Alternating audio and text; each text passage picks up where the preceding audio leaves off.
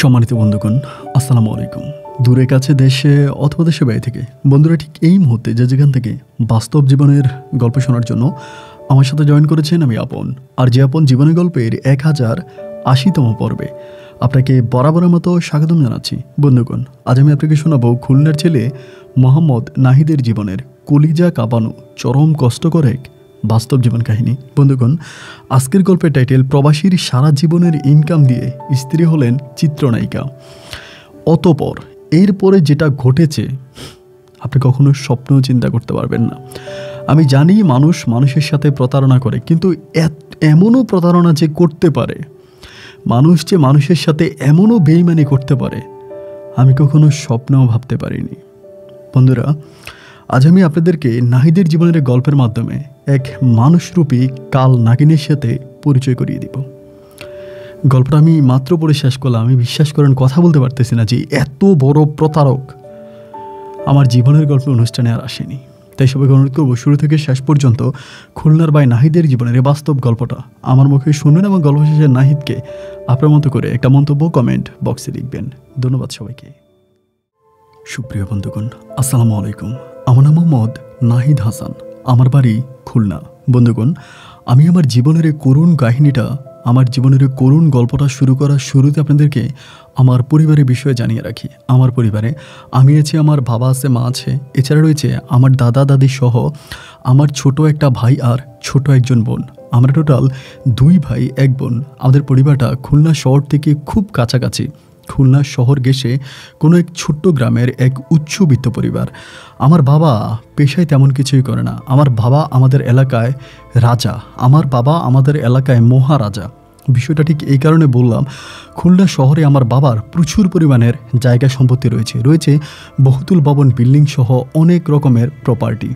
এছাড়া রয়েছে আরও অনেক ব্যবসা বাণিজ্য। তাছাড়া আমরা যেই গ্রামে বসবাস করি ওই গ্রামেও আমার বাবার প্রচুর পরিমাণের প্রপার্টি রয়েছে। আমার দাদার একমাত্র সন্তান ছিলেন আমার বাবা, যার জন্য দাদার ওই অগাধ সম্পত্তির মালিক আমার বাবা একাই হয়।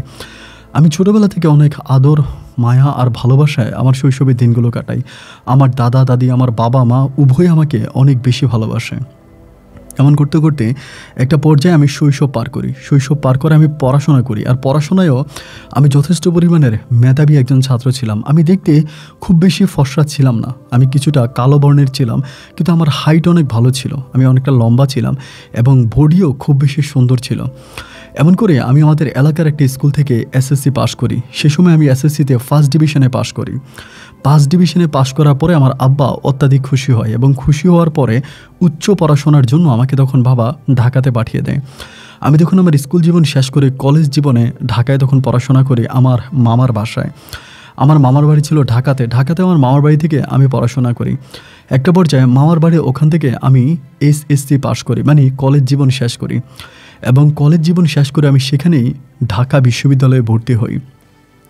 ঢাকা বিশ্ববিদ্যালয়ে চান্স পাই এবং সেখানে আমি যখন পড়াশোনা করি আমি মাঝে মাঝে আমার এলাকায় আসতাম। কেন জানি সবসময় আমার এলাকা নিয়ে আমার ভিতরে অনেক মায়া কাজ করতো। আমি সবসময় আমার মামার বাসায় থাকা অবস্থায় আমার মামার সাথে শেয়ার করতাম, মামা আমার খুব ইচ্ছা করে আমার গ্রামের মানুষগুলোর জন্য আমি কিছু করি। আমাদের গ্রামে যদিও আমাদের পরিবারটা অনেক উচ্চবিত্ত একটা পরিবার, কিন্তু আমাদের গ্রামে অনেক হতদরিদ্র মানুষ আছে যারা মূলত দিন আনে দিন খায়, দিনে অন্তত 3 বেলা ভাত বা 3 বেলা খাবার তারা খেতে পারে না, এমনও পরিবার আছে। তো ওই হতদরিদ্র পরিবারগুলোর জন্য আমার কোনো কিছু করতে ইচ্ছে করে। এই নিয়ে আমি সবসময় আমার মামার সাথে কথাবার্তা বলি। একটা পর্যায়ে আমি আমার গ্র্যাজুয়েশন শেষ করি, মানে পড়াশোনা শেষ করি, অনার্স কমপ্লিট করি। এবং অনার্স শেষ হওয়ার পরে আমি জবের জন্য ট্রাই করি, আমি ঢাকায় জব করব। হঠাৎ করে আমার বাবা গ্রাম থেকে আমাকে ফোন করে বলল যে ঢাকাতে কোনো জব করার দরকার নাই বা ঢাকাতে থাকারও দরকার নাই, আমি যাতে গ্রামে চলে যাই। একইভাবে আমার মা, যে আমার ছোট বোন আছে, অথবা আমার মামা মামি সবাই আমাকে একই কথা বলতেছে যে তুমি জব করে কি করবা, তোমার বাবার যে সয় সম্পত্তি আছে, তোমার বাবার যে ব্যবসা বাণিজ্য আছে, তুমি এগুলো দেখাশোনা করো। কিন্তু ভাই জানেন, ছোটোবেলা থেকে না আমার বাবার এই প্রপার্টি, বাবার টাকা পয়সা, এগুলোর প্রতি আমার এক ধরনের একটা অনীহা কাজ করতো। মানে আমার এগুলো ভালো লাগতো না যে আমার বাবার জায়গা সম্পত্তি, বাবার টাকা পয়সা, এইসবের প্রতি আমার কখনো মোহ কাজ করতো না। আর আমি বেশিরভাগ ক্ষেত্রে আমার বাবার পরিচয়টা মানুষের কাছে দিতাম না, কারণ মানুষের কাছে আমার বাবার পরিচয় দিলে কেমন জানি মানুষ দৌড় দিয়ে একটা চেয়ার নিয়ে এসে আমাকে বসতে বলতো, এবং আমার থেকেও অনেক সিনিয়র মানুষরা আমাকে একটু বেশি সম্মান দিতে শুরু করতো, যেটা আমার কাছে ভালো লাগতো না। আমি সাদামাটা একজন মানুষ ছিলাম এবং সাদামাটা থাকতে আমি খুব পছন্দ করতাম। যাই হোক, আমার বাবা যখন আমাকে বললো গ্রামে ফিরে আয় এবং গ্রামে এসে আমার ব্যবসা বাণিজ্যগুলো দেখাশোনা কর, জায়গা সম্পত্তিগুলো দেখাশোনা কর, আমার ভিতর তখন এক ধরনের নাহা কাজ করে। আমি খুবভাবে বাবাকে বুঝাইলাম যে আমার ছোটো ভাই তো আছে, তুমি ওকে সব কিছু দিয়ে দাও, ও সব কিছু দেখাশোনা করুক, আমি নিজের পায়ে দাঁড়াই। আমার নিজের পায়ে দাঁড়ানো বা নিজে ইনকাম করে খাওয়া আমার কাছে কেন জানি মনে হয় যে এটার মাঝে একটা অন্যরকম তৃপ্তি আর ভালোবাসা আছে, যার জন্য আমি বাবার প্রস্তাবে রাজি হচ্ছিলাম না। একটা পর্যায়ে মা তখন নানু বাড়িতে এসে আমাকে খুব বকাঝকা করে, আমার সাথে খুব দুর্ব্যবহার করে। আমাকে বলে, আমি বলেছি তোকে যাওয়ার জন্য, তুই আমার সাথে যাবি এবং তোর বাবার সাথে গিয়া থাকবি, তোর বাবার বয়স হয়ে গেছে, মানুষ এখান দিয়ে ওইখান দিয়ে আমাদের জায়গা সম্পত্তিগুলো দখল করে নিচ্ছে, আমাদের ব্যবসা বাণিজ্যগুলো হাতিয়ে নিচ্ছে, তোর অবশ্যই উচিত তোর বাবার কাছে আসা। আমি তখন চিন্তা করলাম যে কি করা যায়, মানে কি করতে পারি। এক পর্যায়ে আমি পরিবারের চাপে পড়ে বাধ্য হয়ে আমি তখন বাবার কাছে চলে আসি, মানে আমার গ্রামে আসি। তো আমি আবার শর্ত দিয়ে রাখি, আমি কিন্তু খুলনা শহরে থাকবো না, আমি গ্রামে থাকবো এবং গ্রামে থেকে আমার গ্রামের মানুষের জন্য আমি কিছু একটা করব। তো গ্রামে আসার পরে আমি সর্বপ্রথম করি কি, আমি কিন্তু আবার ছোটোবেলা থেকে একটু ক্রীড়াপ্রেমী মানুষ ছিলাম। আমি ঢাকায় থাকতে ওখানে আমি আবার ফুটবল খেলতাম এবং ফুটবল আমি খুব ভালো খেলতে পারতাম, খুব ভালো একজন ফুটবলার ছিলাম। আমি এতটাই ভালো ছিলাম যে ঢাকার বাইরে বিভিন্ন জেলাতে আমাকে হায়ার করে নিয়ে যাওয়া হতো, আমি সেখানে মানে ফুটবল খেলতাম, এত ভালো একটা মানে ভালো ফুটবলার ছিলাম। তো আমার এলাকাতে আসার পরে আমি সর্বপ্রথম একটা ফুটবল টিম তৈরি করি। আমার এলাকার যে ইয়াং বয়সী আমার ছোটো ভাইরা আছে ওদেরকে দিয়ে আমি একটা ফুটবল টিম তৈরি করি এবং এই ফুটবল টিম দিয়ে আমি আমাদের খুলনার বিভিন্ন উপজেলা পর্যায়ে টিম রাখি এবং উপজেলা পর্যায়ে খেলাধুলা করি। এরকম করতে করতে আমার একটা লিঙ্ক আপ তৈরি হয়েছে আমার এলাকাতে। একে তো আমি একজন সম্ভ্রান্ত পরিবারের সন্তান, তার উপরে আমি গ্র্যাজুয়েশন কমপ্লিট করে আসছি, সব কিছু মিলিয়ে আমার এলাকার মানুষগুলো আমাকে অনেক ভক্তি, সম্মান, শ্রদ্ধা আর ভালোবাসে। তাদের ওই ভালোবাসা নিয়ে আমি একটা পর্যায়ে চিন্তা করলাম যে আমি একটা ক্লাব তৈরি করব। যেহেতু আমার ফুটবল আছে, ফুটবল আমি একটা টিম রেখেছি বা ফুটবলের একটা টিম আমি তৈরি করেছি, সেই ফুটবলের টিম নিয়ে আমি একটা ক্লাব তৈরি করব। দেন এই প্রথম আমি আমার ক্লাবের নাম দিলাম যে সমাজ বান্ধব ক্লাব। মানে আমি আমাদের এই সমাজের হত দরিদ্র দিনদার মানুষগুলোর জন্য কিছু একটা করব বলে আমি ক্লাবের নাম দিয়েছি সমাজ বান্ধব ক্লাব। তো ওই সমাজ বান্ধব ক্লাবের মাধ্যমে আমি মানে আমাদের সাথে যারা খেলাধুলা করতাম, আমরা তো বিভিন্ন জায়গায় খেলতাম এবং সেখান থেকে আমরা মোটামুটি টাকার একটা অ্যামাউন্ট পাইতাম, অথবা এটা পাইতাম ওইটা পাইতাম, সবই আমরা ক্লাবের জন্য রেখে দিতাম। এবং প্রতি মাসে মাসে আমরা যারা ফুটবল খেলতাম আমরা সবাই ক্লাবের জন্য এক ধরনের একটা চাঁদা তুলতাম এবং ক্লাবে চাঁদা দিতাম। শুধু তাই নয়, আমাদের গ্রামে যে সম্ভ্রান্ত পরিবারগুলো ছিল কিংবা খুলনা শহরের খুব নামি দামি যে মানুষগুলো আছে, আমরা তাদের কাছে যাইতাম এবং তাদের কাছে গিয়ে প্রতি বছরে আমাদের ক্লাবের জন্য জানুয়ারিতে আমরা এক পর্যায়ে টাকা উঠাতাম। এরকম করে সময়গুলো কাটতে কাটতে একটা পর্যায়ে আমার ক্লাব আমাদের ওই খুলনা শহরের ভিতরে বা খুলনা এলাকাতে খুবই নাম করে একটা ক্লাবে পরিণত হয়। খুলনার বাইরেও বিভিন্ন জেলা বা বিভিন্ন বিভাগের মানুষ যখন বিপদে পড়ে, কেউ তার কন্যাকে বিয়ে দিতে পারে না, অথবা কেউ তার ছেলের চাকরি মানে ছেলে পড়াশোনা করেছে চাকরি পায় না, অথবা কেউ চিকিৎসা করাইতে পারতেছে না, এরকম খুব বিপদের মুহূর্তগুলোতে মানুষ আমাদের ওই ক্লাবটাকে খুঁজে বের করে এবং আমাদের ওই ক্লাবে আমাদের মাধ্যমে সহযোগিতা নেয়। ওই ক্লাবের সভাপতি ছিলাম আমি নিজে, নাহিদ হাসান, আমি ছিলাম ওই ক্লাবের সভাপতি। যাই হোক, এমন করেই আমার দিন আর রাতগুলো কাটতে থাকে। একটা পর্যায়ে মোটামুটি আমি ওই ক্লাবের ভিতরে অনেকটা সম্পৃক্ত হই। আমাদের ওই ক্লাবটা ছিল আমাদের একজন হাই স্কুল আছে, হাই স্কুলের পাশে। হঠাৎ করে আমাদের ক্লাবেরই একজন সদস্য আমাকে হঠাৎ করে বলল, ভাই আমরা তো অনেক কিছু করি বিভিন্ন জেলার জন্য, বিভিন্ন ডিস্ট্রিক্টের জন্য বা বিভিন্ন গ্রামের জন্য আমরা অনেক কিছু করি, কিন্তু আমাদের পাশে যে একটা হাই স্কুল আছে, আমরা এইবার আমাদের ওই হাই স্কুলের জন্য কিছু একটা করব। তো আমি তখন বললাম যে আমাদের এলাকার ওই হাই স্কুলের জন্য আমরা কি করতে পারি, মানে কি করা যায়। ও তখন আমাকে বললো, সামনে এসএসসি পরীক্ষা আসতেছে ভাই, এবং ওই এসএসসি পরীক্ষাতে যারা A+ পাবে বা ফার্স্ট ডিভিশনে পাশ করবে, আমরা এদের জন্য কোনো স্পেশাল গিফট রাখতে চাই।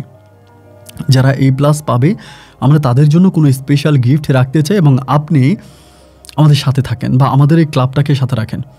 আমি তখন বললাম যে খুব গুড আইডিয়া, কারণ আমি যদি এইরকম করে ধরেন ফার্স্ট ডিভিশন যারা পাবে ওদের জন্য আমি যদি কোনো একটা গিফট রাখি, কোনো একটা পুরস্কার রাখি, তাহলে দেখা যায় স্কুলের ছাত্রছাত্রীরা পড়াশোনার প্রতি আরও আগ্রহী হয়ে উঠবে, তারা আরও পড়াশোনা করবে।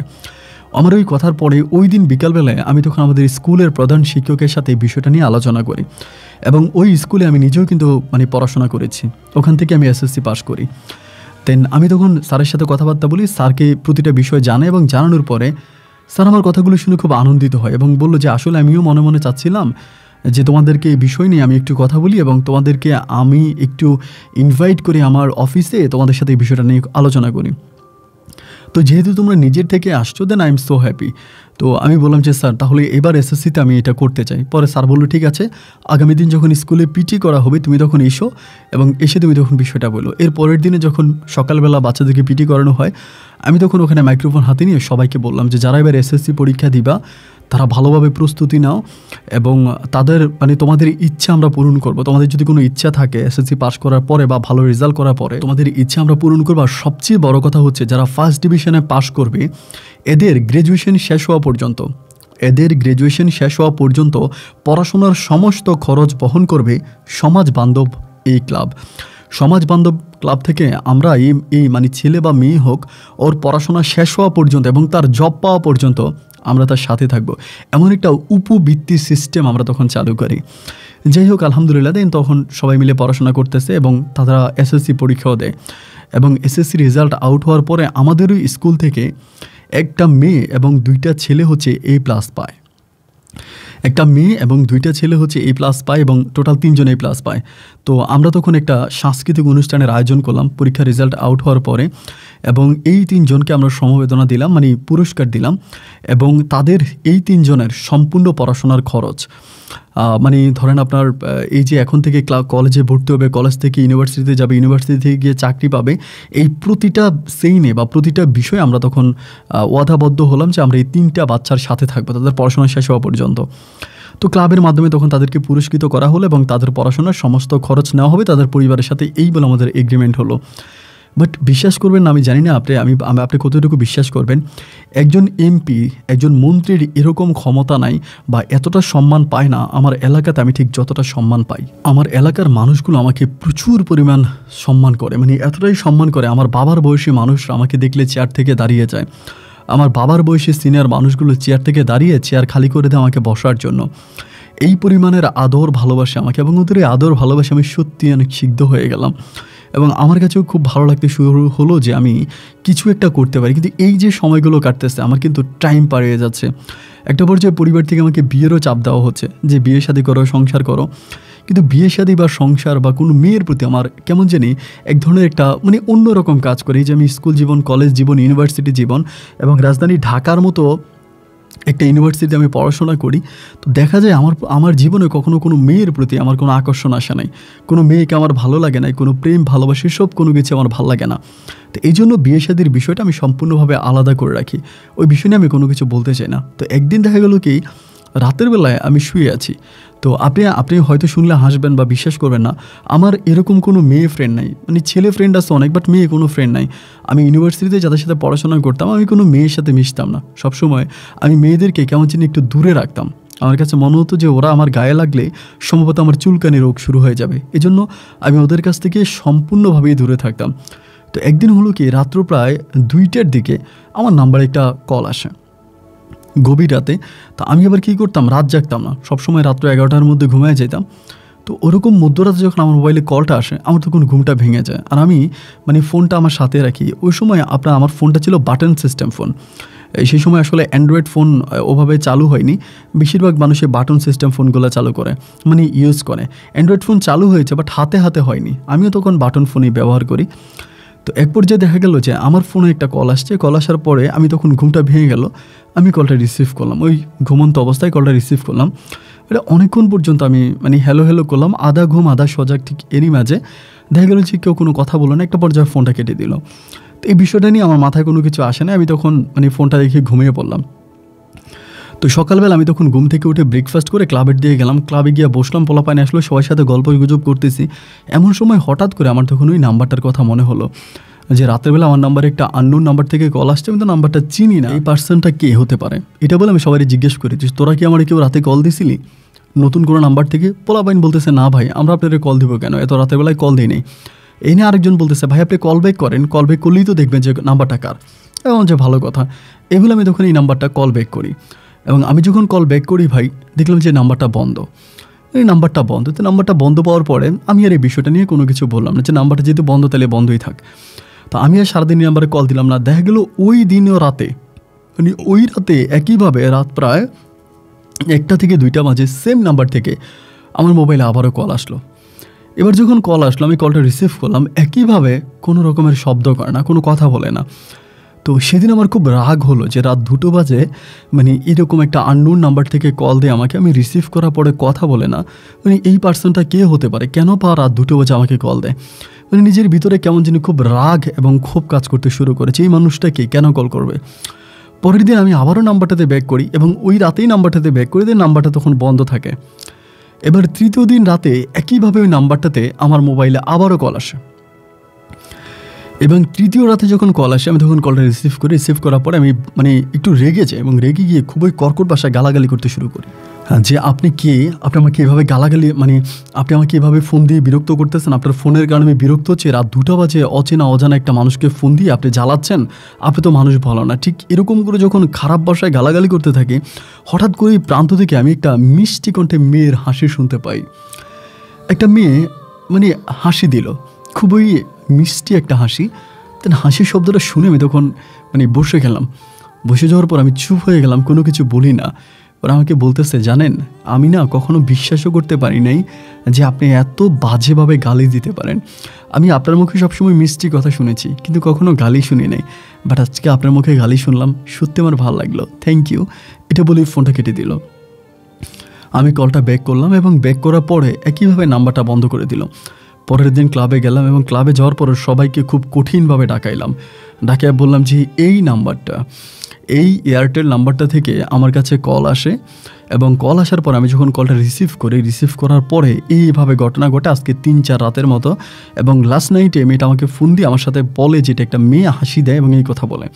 তো আমি তখন নাম্বারটা ক্লাবের সব পোলাপানের মাঝে ছড়াই দিয়েছি, তোরা নাম্বারটা নিয়ে যা এবং খুব দ্রুত হচ্ছে এই নাম্বারটা কার এটা আমাকে বের কর। এরপর থেকে আমি করি কি, রাতের বেলায় ঘুমানোর সময় ফোনটা বন্ধ করে ঘুমাই। আমি কিন্তু কখনোই ফোন বন্ধ করে ঘুমাইতাম না, কারণ আমার ক্লাবের অনেক পোলাপাইন আসছে, কারো বিপদ হয় না হয়, কি হয় না হয়, বা এলাকার কোনো মানুষ কোনো বিপদে পড়ে কিনা রাতে কল করতে পারে। এই জন্যই বিশেষ করে আমি সবসময় আমার মোবাইল ফোনটা খোলা রাখতাম, কিন্তু সেদিন আমি ফোন বন্ধ করেই ঘুমাই। এবং তার পরের দিন আমি ক্লাবের সবাইকে ডাকাইলাম, ডাকিয়ে বললাম যে এই মেয়ের কোনো সন্ধান পাওয়া গেছে। সবাই বলে ভাই আমরা তো কল করি বাট নাম্বারটা বন্ধ পাই, নাম্বারটা তো খোলা পাই না। এরই মাঝে একজন বলতেছে যে ভাই আমি রাতে অনেক রাতে একবার কল দিয়েছিলাম, নাম্বারটা খোলা পাইছি এবং কল ঢুকার সাথে সাথে লাইনটা কেটে ফোনটা বন্ধ করে দিয়েছে। তাই আমি বললাম তোমরা খুব কঠিনভাবে দেখো যে নাম্বারটা কার। এই বলে আমি দিনে কিন্তু মোবাইল খোলা রাখি, বাট দিনে কোনো কল আসে না, মানে দিনে কোনো কল দেয় না, কলটা দেয় আমাকে রাতের বেলায়, মানে রাতের বেলায় কল দেয়। এরকম করে দীর্ঘ এক সপ্তাহ পরে আমাদের ক্লাবেরই এক ছেলে বলতেছে ভাইয়া আমি নাম্বারটাতে ডাউট করতেছি, নাম্বারটা অমুকের হতে পারে, but I am not sure, but আমার কাছে মনে হয় নাম্বারটা অমুকের হতে পারে। আমি তখন বললাম কার হতে পারে, বলে আমাদের যে লাস্ট এসএসসি পরীক্ষা দিয়েছে সেখানে একটা মেয়ে A+ পেয়েছে, যার নাম ছিল হচ্ছে লুবনা আক্তার। আমার কাছে মনে হয় যে লুবনা আক্তারই আপনাকে ফোন দেয়, কারণ এই লুবনা আক্তার আমাদের বাড়িরই একটা মেয়ের সাথে মানে পড়াশোনা করেছে। তো ওই আমাদের বাড়ির ওই মেয়েটাকে নাম্বারটা দেখাইলাম, দেখানোর পরে আমাদের বাড়ির ওই মেয়েটা বলতেছে যে আমার কাছে মনে হয় যে নাম্বারটা লুবনার, কারণ লুবনা অনেক মাস আগে একবার এইরকম একটা নাম্বার থেকে আমাকে কল দিছিল, বাট আমি নাম্বারটা শিওর না। এটা বলার পর আমি তখন বললাম যে ভাই শিওর না হয়ে তো মেয়েটাকে কোনো কিছু বলা যাবে না, এটাকে শিওর হইতে হবে। তো আমি একটু লুবনার প্রসঙ্গে বলে রাখি, লুবনার বাবা আগে যাত্রাপালা করতো। আমাদের এই খুলনা এলাকায় কিন্তু যাত্রাটা অনেক পরিচিত। তো আগে যাত্রা করতো, বাউল গান গাইতো এবং এগুলোই করতো। এখন উনি আসলে তেমন কিছুই করে না এবং ওনার খুব অভাবী একটা সংসার, প্রচুর অভাবের সংসার। ওনার 2টা মেয়ে, বড় মেয়ে হচ্ছে এটা এবং ছোটো মেয়েটাও পড়াশোনা করে, ওনার কোনো ছেলে নাই। তো এরকম একটা অবস্থার মধ্যে তো আমি চিন্তা করলাম যে মানে এই লোকটার বা এই মেয়েটাকে এইভাবে হুট করে ধরা ঠিক হবে না, তোমরা আরও একটু ট্রাই করো। এবং তার 3 থেকে 4 দিন পরে আমাদেরই ক্লাবের ওই ছেলে আমাকে তখন ক্লিয়ার দিল যে ভাই আমি আপনাকে ক্লিয়ারেন্স দিলাম যে এই নাম্বারটা লুবনার নাম্বার, আপনি তখন শিওর হয়ে যান। আমি তখন বললাম, তখন লুবনা একটা কলেজে ভর্তি হয়, আমাদের এলাকারই একটা কলেজে, এবং ওই কলেজের পড়াশোনার খরচ কিন্তু আমরা আমাদের ক্লাব থেকে দিয়ে থাকি। দিনটা ছিল মঙ্গলবার। আমি তখন বললাম যে সকালবেলা আমি বললাম লুবনা কলেজে যাওয়ার সময় লুবনাকে ডাইকা ক্লাবে নিয়ে আসবি যা। ক্লাব থেকে তখন পোলাপাইন পাঠিয়ে দেওয়ার পরে পোলাপাইন তখন লুবনাকে বললো আসার জন্য, এবং লুবনা কলেজে না গিয়ে তখন আমাদের ক্লাবে আসে। তো আমাদের এই ক্লাবটাকে সবাই অনেক সম্মান করতো। আসার পরে আমি বললাম যে তোমার নাম কি, বলে আমার নাম লুবনা আক্তার। আমি বললাম তুমি তো লাস্ট বেসে আমাদের স্কুল থেকে এসএসসি পাস করেছো এবং A+ পেয়েছো। বলে জি ভাইয়া, আপনি তো আমাকে মেডেলও দিয়েছেন। আমি বললাম ভেরি গুড। তা তুমি বসো এখানে। পরে বসার পরে আমি বললাম যে লুবনা, তুমি কি তোমার সাথে আমার বয়সের পার্থক্য জানো? পরে আমাকে বলে যে না ভাইয়া। আমি বললাম আমি যদি যথাসময়ে বিয়ে করতাম তাহলে তোমার মতো একটা মেয়ে আমার হইতো। আমি যদি সঠিক সময় বিয়ে করতাম তাহলে তোমার মতো মেয়ের বাবা আমি হতে পারতাম। এবং এটা বলার পরে মেয়েটা তখন নিচের দিকে তাকিয়ে থাকে। পোলাপাইন সবাই হাসি দেয়। ক্লাবে তো অনেক পোলাপাইন, সবাই তখন হাসাহাসি করতেছে। আমি সবাইকে বললাম যে তোমার হাসবা না। আমি বললাম এই নাম্বারটা কার? নাম্বারটা তখন দিছি, নিচের দিকে তাকিয়ে আসতে কিছু বলে না।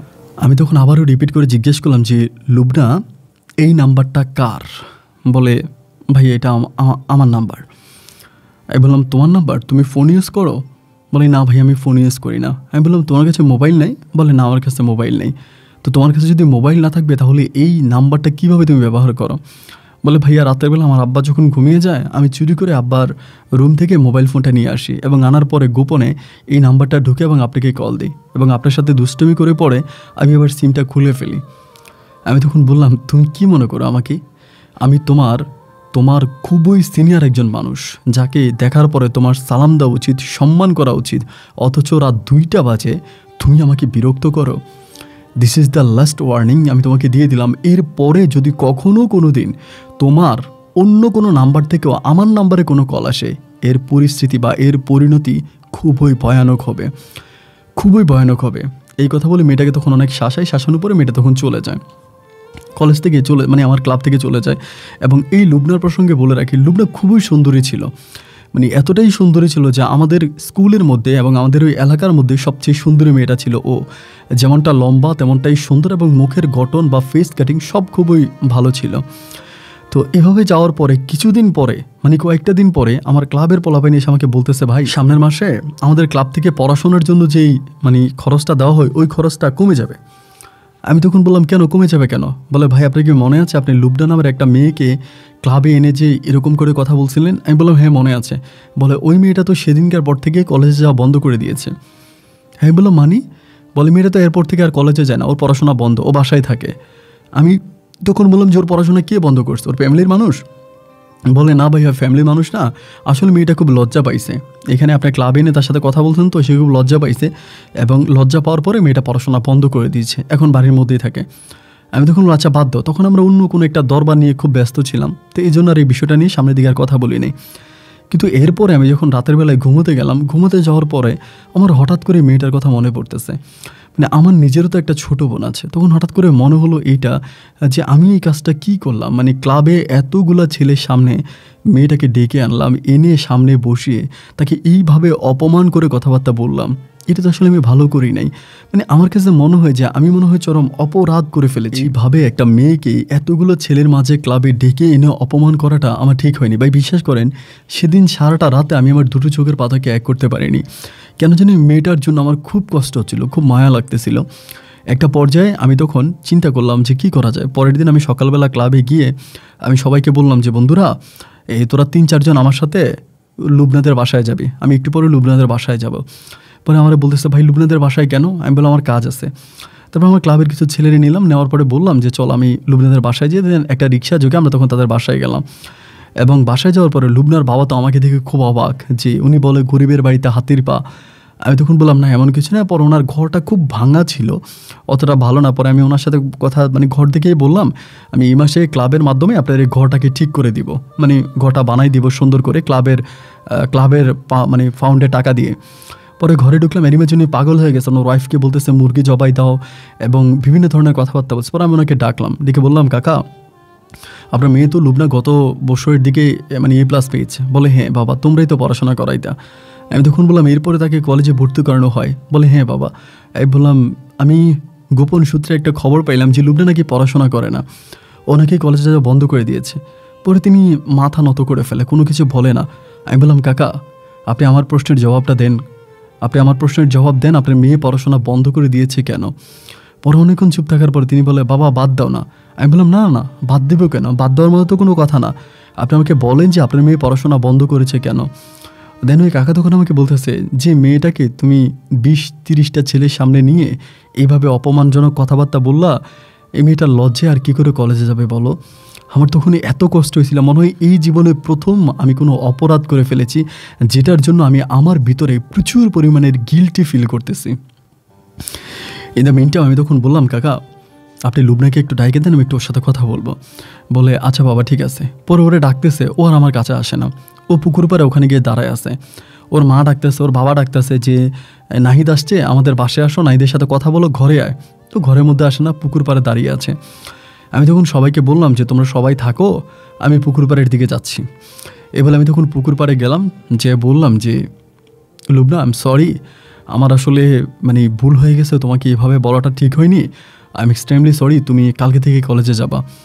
আমাকে বলে না আমি পড়াশোনা করব না, সবাই আমাকে অপমান করে, আমি আপনাকে ডিস্টার্ব করেছি, রাতের বেলা আমি আপনার সাথে রিলেশন করার ট্রাই করেছি, এই জন্য সবাই আমাকে খুব অপমান করে এবং খুব ভাবে হচ্ছে আমার সাথে খারাপ ব্যবহার করে। আমি বললাম আচ্ছা ঠিক আছে, আমি তো বললাম আমি সরি, আমার ভুল হয়ে গেছে, তুমি কিন্তু কালকে কলেজে যাবা। আমাকে বলে না আমি যাব না। আমি বললাম আমি তোমাকে কালকে কলেজে নিয়ে যাওয়ার জন্য বাইক নিয়ে আসবো। এই বলে আমি তখন পোলাপাইন নিয়ে চলে আসলাম। আসার পরে এর পরের দিন সকালবেলা আমি তখন বাইক নিয়ে ডিরেক্টলি ওদের মানে উঠানে গেলাম।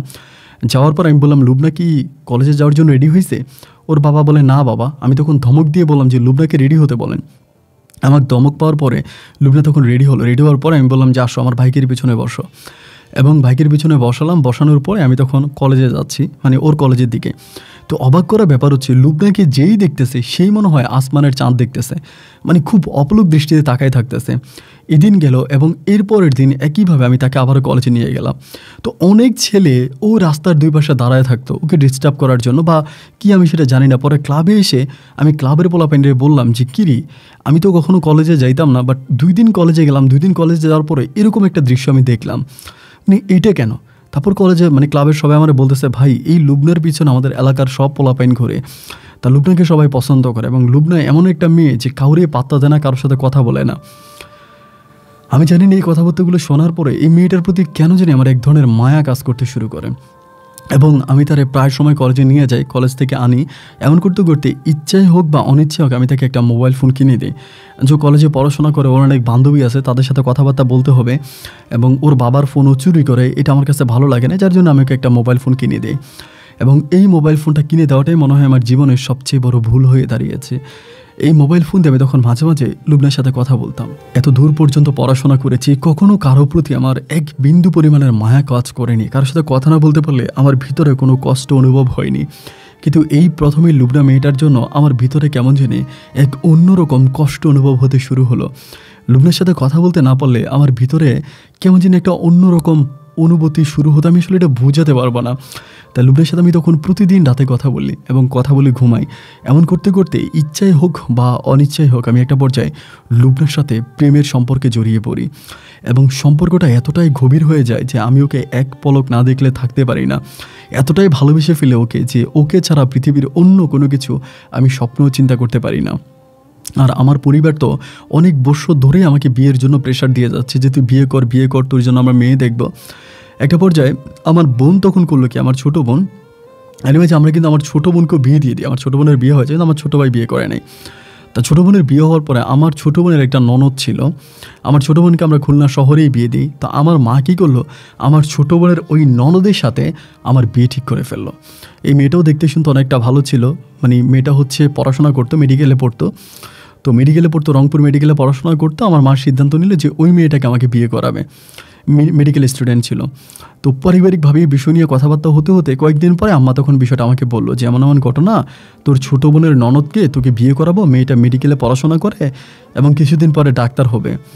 তো মা যখন আমাকে এটা বলার পরে আমি আসলে কি বলবো ঠিক বুঝতে পারতেছি না। তখন কিন্তু আমি লুবনার প্রেমে পুরো হাবুডুবু খাচ্ছি। লুবনাকে ছাড়া যদি এরকমও হয় যে আমার জন্য পৃথিবীর সবচেয়ে সুন্দরী মেয়েটাও নিয়ে আসে, আই থিঙ্ক যে আমি তাকেও, মানে তার সাথে আমি স্টে করতে পারবো না, আমি তাকেও বিয়ে করতে পারবো না। আমি তখন পরিপূর্ণভাবে লুবনার প্রেমে এতটাই মগ্ন হয়ে পড়ি। আমার মা তখন আমাকে বলতেছে মেয়ে দেখার জন্য যাবে, প্রেশার দিতেছে আমাকে, আমি মেয়ে দেখার জন্য যাব। পরে আমি আমার মারে বললাম যে মা আমি গোপনে আগে একটাবার মেয়ে দেখে আসি, এরপরে আমি তোমাদেরকে জানাবো। পরে আমি আমার বোনের বাড়িতে গেলাম। বোনের বাড়িতে যাওয়ার পরে আমার বোন বুঝতে পারছে যে আমি হয়তো ননদকে দেখতে আসছি। পরে আমার বোনরে আমি গোপনে ঘরে ডাইকা নিয়ে বললাম, বোন রে তুই তো আমার বয়সে ছোট হবি, তোকে এই কথাগুলো বলা ঠিক না, এই প্রসঙ্গে তোর সাথে কথা বলা ঠিক না আমি জানি, কিন্তু আজকের আমার এই পরিস্থিতিটা খুবই খারাপ, আমার তোকে বিষয়টা জানাতে হবে এবং আমি তোকে কয়েকটা কথা বলতে চাই। পরে আমাকে বললেন হ্যাঁ ভাইয়া বলেন না, সমস্যা নয়।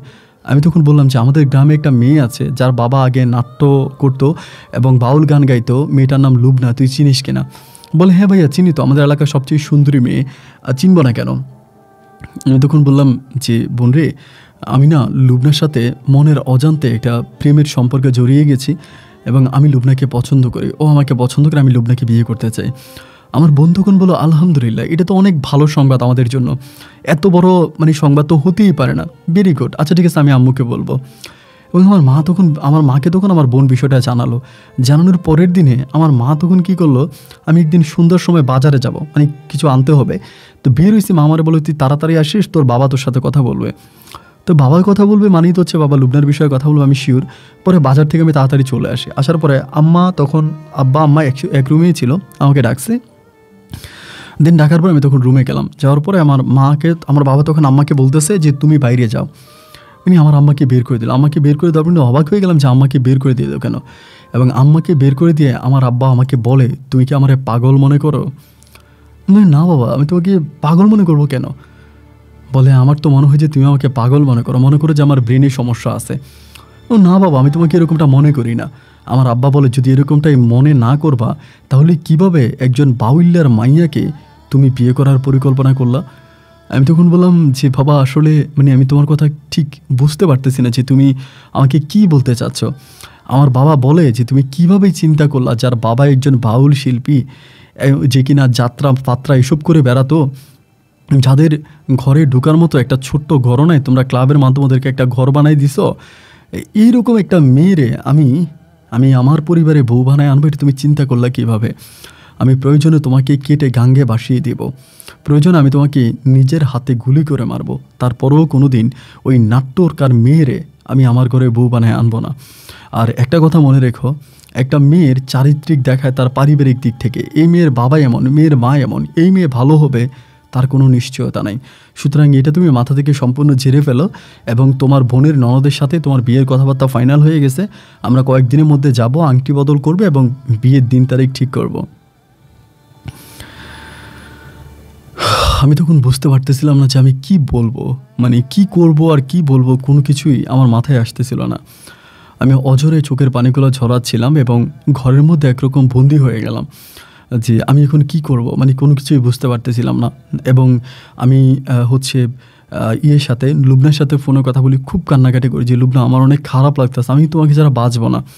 এবং আমি না যতটা লুবনার জন্য কান্নাকাটি করি, লুবনা তার চেয়েও বেশি কান্না করে। ও আমাকে বলে যে আপনি অন্য কাউরে বিয়ে করবেন, আপনি মনে রাখেন আপনি যে অন্য কাউরে বিয়ে করবেন তখনই আপনি যেদিন বর্ষে যে যাবেন, আপনি তো বিয়ে করার জন্য যাবেন, আর সেদিন আমি সাদা কাফন পরে কবরে যাব। আমার বাপের কসম করে বলতেছে, আমার মায়ের কসম, আমি আপনাকে ছাড়া আমি একদিনও এই দুনিয়াতে নিঃশ্বাস নিতে পারবো না, আমি আপনাকে অনেক বেশি ভালোবাসি। আমি তখন বুঝতে পারতেছিলাম না যে আমি কি করব, এবং ক্লাবেরও একটা দায়িত্ব আমার উপরে। এরপরে আমি সর্বপ্রথম আমার এই ক্লাবের যে আমি সভাপতি ছিলাম, ক্লাবের ওই সভাপতি পদ থেকে সরে যাই এবং আমাদের ক্লাবেরই অন্য একটা ছেলেকে দেখে শুনে বুঝে আমি তখন ক্লাবের সভাপতি বানাই।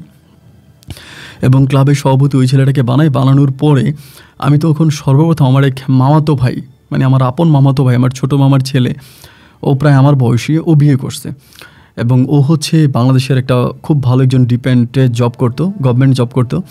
আমি প্রথম ওর বিষয়টা জানানোর পরেও আমার বলে যে ঠিক আছে, ও কিন্তু আমার খুব সাপোর্টার ছিল। আমি নানু বাড়িতে থাকতে ওর আমি একসাথে থাকতাম, দুজনের মাঝে খুব গভীর একটা সম্পর্ক। ও আমাকে বললো ঠিক আছে সমস্যা নেই, তুই একটা কাজ কর, তুই ওরে নিয়ে চলে আয়, মানে ঢাকাতে চলে আয়।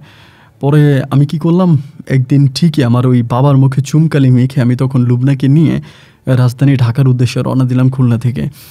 এবং ঢাকায় রওনা দেওয়ার পরে আমি আমার ওই মামাতো ভাইয়ের বাসায় যাই এবং যাওয়ার পর আমার মামাতো ভাই নিজে থেকে কাজী ডেকে ওই সময় প্রায় 6 লক্ষ টাকা কাবিনে লুবনার সাথে আমাকে বিয়ে পড়াই দেয়। এবং ইমিডিয়েটলি মানে আমার ওই ভাই যে ফ্ল্যাটে থাকতো, পাশের ফ্ল্যাটে আমাকে আর লুবনাকে থাকার জন্য ঘর ভাড়া করে দেয়।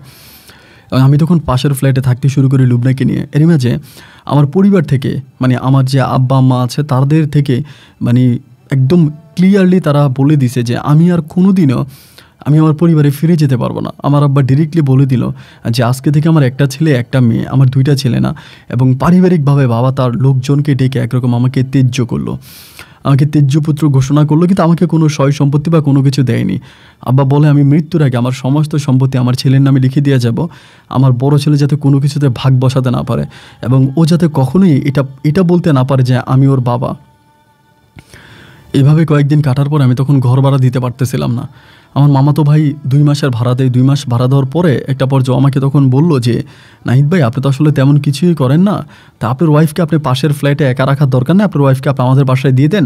আমাদের বাসা থেকে আপনাকে একটা রুম দিয়ে দেওয়া হবে। মানে আমাদের ফ্ল্যাট থেকে একটা রুম দেবে।" তো ওদের ফ্ল্যাট থেকে আমাকে তখন একটা রুম দেওয়া হয়। ওই রুমের ভিতরে আমি খুব কষ্টে, খুব ওই দুঃখ যন্ত্রণায় আমি দিনগুলো কাটাচ্ছিলাম। এমন করতে করতে আমার ক্লাবের পোলাপাইনের সাথে আমি তখন শেয়ার করি আমার এই দুঃখের বিষয়গুলো। শেয়ার করার পরে ক্লাব থেকে আমাকে তখন বলা হলো যে, "ভাই, আপনি একটা কাজ করেন, আপনি দেশের বাইরে চলে যান।" আমি বললাম, "দেশের বাইরে যে যাবো, কিন্তু দেশের বাইরে যেতে তো টাকার প্রয়োজন। আমার কাছে তো কোনো টাকা নাই। আমি তো খুবই অভাবের মধ্যে পড়ে আছি।" তখন ক্লাব থেকে বলা হলো যে, "ভাই, আমরা আপনাকে টাকার ব্যবস্থা করে দিব, আপনি বিদেশ চলে যান।" দেন আমি তখন আমার মামাতো ভাইকে জানাইলাম যে, ক্লাবের পোলাপাইন আমাকে এটা বলতেছে, ক্লাব থেকে আমাকে টাকা দিবে, তো আমি বিদেশ চলে যাব। আমার মামাতো ভাই বললো যে, "তোমার আইডিয়াটা খুব ভালো। এই সিচুয়েশনে, মানে এই পরিস্থিতির মধ্যে তোমাকে বিদেশ চলে যাওয়াটাই সবচেয়ে বেটার। আমি মনে করি তুমি বিদেশে চলে যেতে পারো।" এবার আমি বিদেশে যাওয়ার জন্য প্রস্তুতি নিচ্ছিলাম। পরে আমি তো আসলে কখনো মানে বিদেশ চিন্তাই করি নাই। কারণ আমি ভাবছিলাম দেশেই কিছু একটা করব। আর দেশেও আসলে তেমন কোনো জব পাচ্ছিলাম না। সরকারি চাকরির বয়স প্রায় চলে গেছে। এরপরে ওরকম কোনো ভালো জব পাই না, বিকজ আমার কোনো ব্যাকগ্রাউন্ড নাই।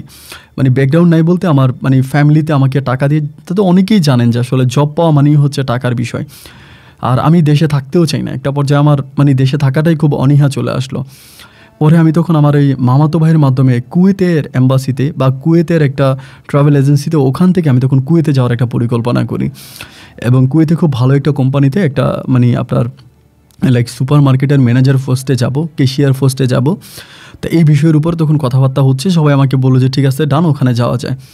সব কিছু ঠিকঠাক হলো, কথাবার্তা সব ফাইনাল হলো। সব কিছু ভালোভাবে হওয়ার পরে আমি তখন কুয়েতে যাওয়ার জন্য প্রস্তুতি নিলাম। পাসপোর্ট মেক করলাম এবং ইন্টারভিউ দিলাম। সব কিছু ঠিকঠাক হলো এবং ক্লাব থেকে আমাকে সাহায্য করা হলো। ক্লাবের সাহায্য সহযোগিতার মাধ্যমে আমি তখন কুয়েতের জন্য রওনা দিলাম। তা আমি আমার মামাতো ভাইকে বললাম যে, "লুবনাকে তোর কাছেই রাখ। আসলে মানে আমি এখন কি করব? আমার তো কিছু করার নাই। আমার বাবা মা তো ওকে মেনে নেবে না। আর ওর পরিবারে ওকে দেওয়াটা ঠিক হবে না। দেখা যায় ওর পরিবারে আমি ওকে দিয়ে যাব। এরপরে ওর বাবা মা, মানে আমার বাবা মা ওর ক্ষতি করবে। যেভাবে ওকে ওর ক্ষতি করার চেষ্টা করবে। এমনিতেই লুবনার বাবার উপরে, লুবনার ছোট বোনের উপরে, লুবনার মায়ের উপরে আমার বাবা বিভিন্ন লোক দিয়ে খুব টর্চার করাইছে। এমন অবস্থা হয়েছে যে লুবনার বাবা সন্ধ্যার পরে ঘর থেকে বের হইতো না। রাস্তাঘাটে ওনাকে মারতো পর্যন্ত লোক দিয়া। এরকমভাবে আমার আব্বা করতো। তো একটা পর্যায়ে আমি তখন লুবনাকে আমার ওই মামাতো ভাইয়ের বাসায় রেখে আমি তখন কুয়েতে যাই। তো কুয়েতে আমি যেই কাজে যাই সেই কাজটাই আমি প্রায়, এবং মানে আনবিলিভেবল আমার স্যালারি, মানে খুব ভালো একটা বেতন হয়। বেতন ভালো, এরপরে কোম্পানি ভালো, সব কিছু খুবই মধুর আমার কাছে মনে হচ্ছিল। দীর্ঘ প্রায় 1.5 বৎসরের মতো আমি তখন কুয়েতে থাকি। এবং 1.5 বৎসর পরে হঠাৎ করে মানে আমার ওই মামাতো ভাইয়ের বাসাটা ছিল এম্বাসি, মানে আপনার এফডিসির খুব কাছাকাছি, মানে ফিল্ম ইন্ডাস্ট্রির কাছাকাছি। তা আমার বউ আবার মাঝে মাঝে মানে এই মানে ফিল্ম ইন্ডাস্ট্রিতে ঢুকতো। মানে আমরা যে ফ্ল্যাটে থাকতাম, ওই ফ্ল্যাটে আমি নাম না বলি, একজন টিভি অভিনেতা থাকতো। মানে আমাদের ওই ফ্ল্যাটের মধ্যে একজন নাম করে একজন টিভি অভিনেতা থাকতো। তো তিনি মাঝে মাঝে আমার বউকে এফডিসিতে ঢোকার ব্যবস্থা করে দিল। আমার বউ এফডিসিতে ঢুকতো, আসতো, যাইতো, মাঝে মাঝেই যাইতো, কারণ ওর তো কোনো কাজ ছিল না। এরকম করতে করতে প্রায় আমি কুয়েতে থাকা 1.5 থেকে 2 বৎসরের মাথায় আমার বউ তখন আমার বলতেছে ও নাটক করবে। আমাকে বলতেছে, "আমি একটা নাটকের সাথে কথা বলছি, তা আমি একটা নাটক করব, কিন্তু কিছু টাকা লাগবে। তুমি যদি আমাকে টাকাটা দাও তাহলে আমি নাটকটা করতে পারি।" তো আমি মাত্র আসছি 1.5 বছর, আমার কাছে অত তো জমানো টাকা নাই। আমি আবার আরেকটা বিষয় কি জানেন, আমি প্রতি মাসে কুয়েতে যে পরিমাণের বেতন পাইতাম, আমি তার একটা অংশ, মানে বড় একটা অংশ আমি আমার ক্লাবের জন্য পাঠাই দিতাম। এবং ক্লাব থেকে আমাকে যে টাকাটা দেওয়া হলো, আমি এটা লোন বাবদ নিয়েছিলাম। মানে ওরা তো আমাকে একবারে দিয়েছে, বাট আমি লোন সিস্টেম করে আমি আবার আমার ওই কুয়েতে আসার যে টাকাটা, ওই টাকাটা আমি তাদেরকে আবার ফিরিয়ে দিই, মানে তাদেরকে দিয়ে দিই। এবং প্রতি মাসে আমার স্যালারি থেকে একটা অংশ আমি ক্লাবে আমি ডোনেট করি। তো আমাকে যখন লুবনা এটা বললো, আমি তখন বললাম যে, "লুবনা, আসলে ওকে ফাইন।" মানে আমার মামাতো ভাই বললো সমস্যা নেই। পরে লুবনা ওই পরিচালকে, মানে ওই অভিনেতার সাথে মাঝে মাঝে এফডিসিতে যাইতো, কথাবার্তা বলতো, আসতো। এমন করতে করতে সর্বপ্রথম একটা নাটকে লুবনা কাজ করবে, কিন্তু টাকা লাগবে। আমি একটা মোটামুটি একটা বড় অ্যামাউন্টের কথা বলে যে ওইটাতে লাগবে। তো আমাকেও বলছিল নাটক, আমিও মনে করছিলাম যে এটা একটা নাটকই হবে। তো যার জন্য আমি টাকাটা আমার মামাতো ভাইয়ের মাধ্যমে লুবনাকে দিই এবং লুবনা ওই পরিচালকের টাকাটা দেয়। কিন্তু নাটকের কথা বলে লুবনা মূলত একটা সিনেমাতে কাজ করে ফেলে, একটা সিনেমাতে কাজ করে, এবং ওই সিনেমাতে লুবনা সাইড নায়িকার পার্টে কাজ করে। মানে মেইন নায়িকা ছিল এবং মেইন নায়িকার পাশে ও কাজ করে। তো কাজ করার পরে আমি তখন প্রায় ওর মুভিটা যখন রিলিজ হয়, আমি প্রায় তখন 3 বছরের কাছাকাছি কুয়েতে আছি। এবং রিলিজটা মানে মুভিটা রিলিজ হওয়ার পরে আমি তখন মানে আমি জানতাম না, আমার মামাতো ভাইয়ের বউ আমাকে তখন বলে যে এই ঘটনা এবং মুভির লিঙ্কটা আমাকে পাঠায়। তা মুভির লিঙ্কটা পাঠানোর পর আমি তখন ওই মুভিটা দেখি মোবাইলে, এবং মুভিটা দেখার পরে মানে আমার মাথায় তখন আসমানটা ভেঙে পড়েছে। আসলে সেই সময়টাতে মানে আমি যেই সময়টার কথা বলি, ওই সময়টাতে বাংলাদেশের বেশিরভাগ সিনেমাগুলোয় অশ্লীল সিনেমা তৈরি হতো। মানে এখন যেরকম ধরেন খুব ভালো মানের সিনেমা হচ্ছে বা এলিট সিনেমা হচ্ছে, এরকম হতো না। মানে সিনেমা ইন্ডাস্ট্রির অবস্থা এতটাই বাজে হয়ে গিয়েছিল যে আপনি আপনার পরিবার নিয়ে কোনো সিনেমা দেখতে পারবেন না, যে পরিবার নিয়ে কোনো সিনেমা দেখবেন এরকম অবস্থা নাই। মানে সিনেমা হলে গেলে লজ্জা পাওয়ার মতো অবস্থা। সেই অবস্থার ভিতরে ওই মুভির ভিতরে 3টা গান ছিল আমার বউ লুবনার, এবং এই 3টা গানই মানে আমার বলার কোনো ভাষা নেই। এটা দেখার পরে আমি সাথে সাথে কুয়েত থেকে বাংলাদেশে আসি, এবং বাংলাদেশে এসে ওর সাথে খুব দুর্ব্যবহার করি, অতিরঞ্জিত মানে খারাপ ব্যবহার করি, যে আমি তোমাকে এত টাকা দিয়েছি, আমার বিদেশের প্রায় সমস্ত ইনকামের টাকা আমি তোমাকে দিলাম, তা এই জন্য দিয়েছিলাম, মানে এই কারণে দিয়েছিলাম যে তুমি এটা করবা। ও আমাকে বলে দেখো, একটা সিনেমা করতে গেলে ওই ক্যারেক্টারে যখন অভিনয় করতে হয় তাহলে ওই ক্যারেক্টারের সাথে মানিয়ে নেওয়ার জন্য অনেক কিছু স্যাক্রিফাইস করতে হয়। আমি বললাম নেভার, এটা হতে পারে না, তুমি অনেক কিছু স্যাক্রিফাইস কেন করবা, তোমাকে তো আমি অনেক কিছু স্যাক্রিফাইস করতে বলি নাই। এবং এরিমাবে তখন আমার কিছু লোকজনও হয়ে যায়, মানে আমার ক্লাবের অনেক সদস্য থাকে ভালো ভালো অবস্থানে ঢাকাতে, এবং আমার মামাতো ভাইয়ের মাধ্যমে আমি তখন ওই যিনি অভিনেতা যে আমার বউকে ওখানে ঢুকায়, আমি লোকটার সাথে খুব দুর্ব্যবহার করি, খুব খারাপ ব্যবহার করি। এবং আমি বলে দিই যে নেক্সট টাইম আমার বউ যদি কখনও মানে কোনোভাবে যদি আমার বউ এখানে যায় বা আমার বউকে যদি আপনি ওখানে নিয়ে যান, এটা পরিস্থিতি খুব খারাপ হবে, কোনোভাবে আমার বউকে ওদিকে নেবেন না, বা আমার বউ আর কোনো কাজ করবে না, মানে সিনেমাতে টোটালি কাজ করবে না। ওই পরিচালককে আমি খুব দুর্ব্যবহার করি। আমি প্রায় 4 মাসের মতো বাংলাদেশে থাকি। 4 মাস পরে আমি আমার বউকে ঢাকাতে আমার ওই ভাইয়ের বাসায় রেখে তখন আমি আবারও কুয়েত চলে আসি। ওই সময় কিন্তু আমার বউ লুবনা কিন্তু বেবি কনসেপ্ট করে। তো বেবি কনসেপ্ট করে আমি জানি বেবি হবে। তো কুয়েতে আসার প্রায় মাস 4 পরেও আমাকে বলে যে ওর বেবিটা নাকি নষ্ট হয়ে গেছে। তো বেবিটা নষ্ট হয়ে গেছে, একটা মেয়ের যখন বেবি হয়ে পেটে এটা নষ্ট হয়ে যায় তখন তো মেয়েটার খুব মন খারাপ থাকে, অনেক কান্নাকাটি করে, ওর ভালো লাগে না, বলে আমার বেবি হয়েছে, বেবিটা নষ্ট হয়ে গেল, মৃত হয়ে গেল, মানে খুব খারাপ লাগে, ওর মোড মাইন্ড তখন খুব খারাপ ছিল। আমি তখন তাকে প্রচুর টাইম দিতাম যাতে ও মনে কষ্ট না পায়, ওর ভিতরের আঘাতটা যাতে ও ভুলতে পারে, প্রচুর টাইম দিতাম, প্রচুর ওর সাথে কথা বলতাম।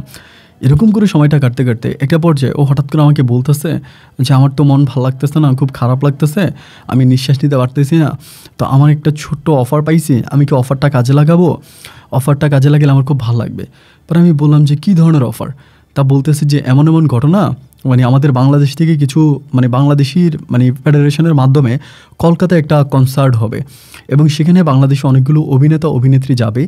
তা আমাকে বললো যে আমি ওদের সাথে কলকাতায় যাব এবং ওই স্টেজ প্রোগ্রামে আমি অ্যাটেন্ড করব।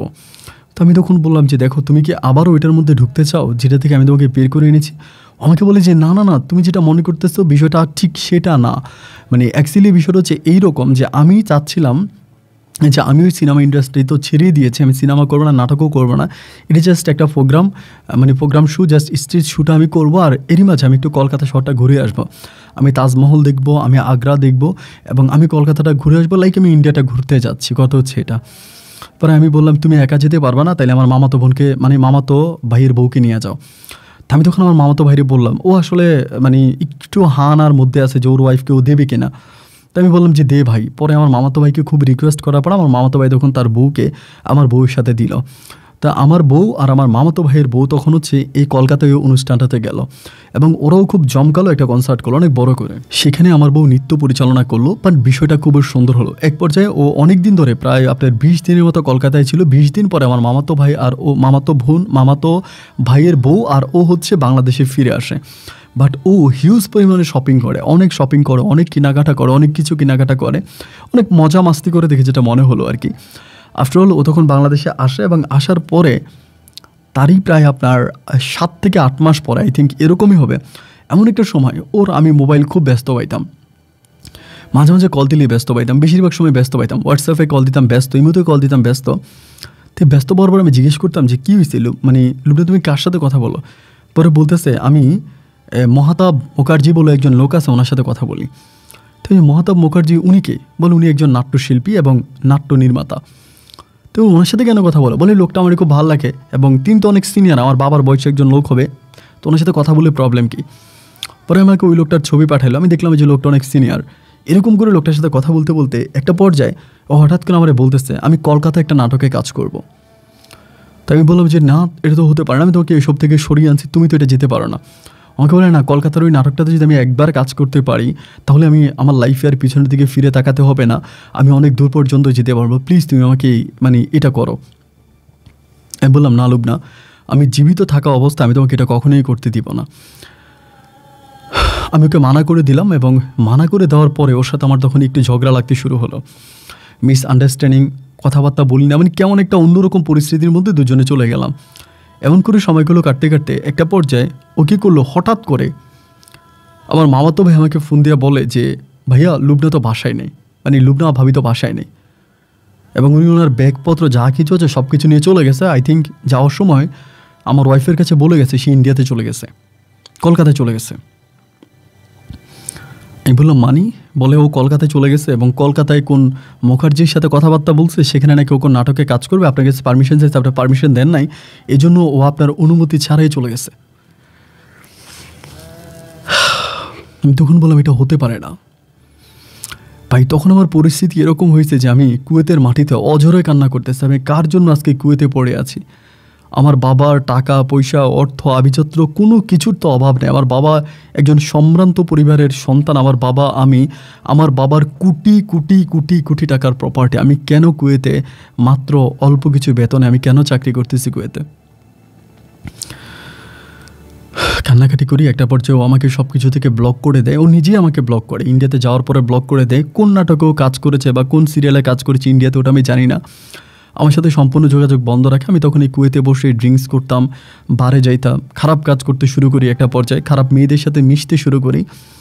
তো আমার পরিবারের মানুষগুলো তখন বুঝতে পারে। আমি আমার মামাতো ভাইয়ের সাথে সব কিছু শেয়ার করি। একদিন আমার মা আমার মামাতো ভাইয়ের বাসায় আসে, আসার পর আমাদের ফোন করে প্রচণ্ড কান্নাকাটি করে যে আমার অনেক ভুল হয়ে গেছে, আমি তোর কাছে ক্ষমা চাই, তুই বাড়িতে ফিরে আয়, এই সব কিছু ভুলে যা। মানে আম্মা খুব কান্নাকাটি করতেছে। তা আমার মামাতো ভাই আমাকে বুঝাইতেছে, ভাইয়া আপনার লাইফে একটা অ্যাক্সিডেন্ট হয়ে গেছে, তো এটাই তো আসলে একটা মানুষের জীবন শেষ হয়ে যেতে পারে না, জীবনের এখনও অনেক কিছু বাকি আছে, ভাইয়া আপনি প্লিজ চলে আসেন, সব কিছু ভুলে আপনি চলে আসেন। মানে আমার মামাতো ভাই আমাকে খুব বোঝাচ্ছে, আমি কী করব, কার কথা বিশ্বাস করব বা জানি না। এবং কুয়েতে আমি যাদের সাথে ছিলাম ওরাও সবাই আমাকে তখন একইভাবে বলতেছে যে ভাই আপনি দেশে যান, দেশে গেলে আপনি সব কিছু ভুলতে পারবেন, এবং এভাবে বিদেশের একটা মাটিতে আপনি এভাবে ড্রিঙ্কস করে আপনি নিজের জীবনটা শেষ করেন না, এরকম খারাপ মেয়েদের সাথে মিশতেছেন, আপনার রোগ হয়ে যাবে, আপনি অসুস্থ হয়ে যাবেন। এরকম করে ওরা বোঝানোর পরে একটা পর্যায়ে আমি তখন বাংলাদেশে আসলাম। এয়ারপোর্ট থেকে আমার মামাতো ভাই, আমার বড় মামা আমাকে রিসিভ করলে ঢাকাতে 2 দিন থাকলাম।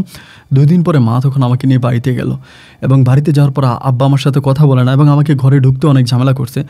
আমার আম্মা এরকম করে বলছে যে তুমি যদি আমার ছেলেকে ত্যায্য করো তাহলে আমাকেও তালাক দাও।